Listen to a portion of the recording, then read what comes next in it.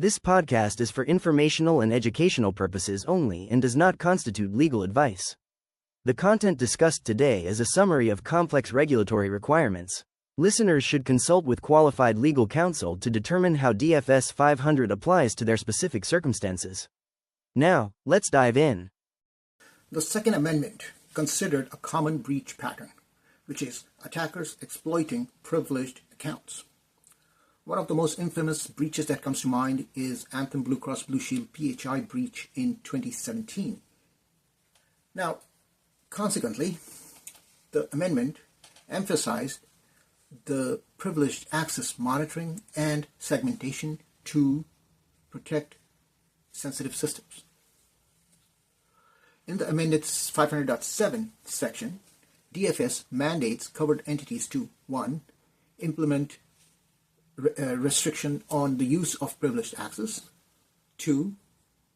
Review user access periodically and at least annually, restrict use of privileged access, revoke unneeded access timely, revoke access of terminated accounts and of users following the departure from the organization. Now, we also know that passwords are used commonly for user authentication.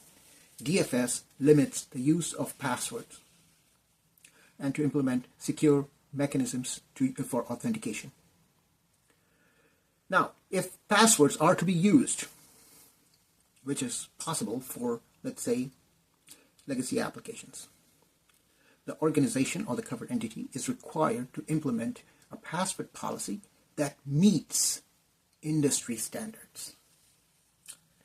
In addition, if the passwords were used, the covered entity is required and obligated to limit the use of commonly used passwords such as password 123, password 1, etc.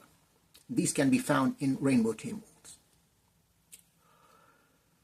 Additionally, the section requires the covered entity to enforce the use of secure protocols, especially protocols that permit remote access or remote control of devices. Therefore, RDP is out of the question because RDP is generally considered insecure when exposed directly to the internet.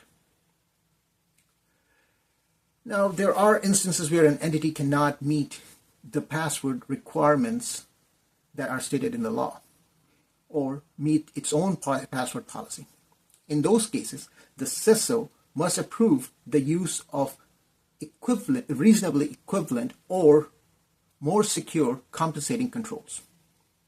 And this approval must be granted yearly.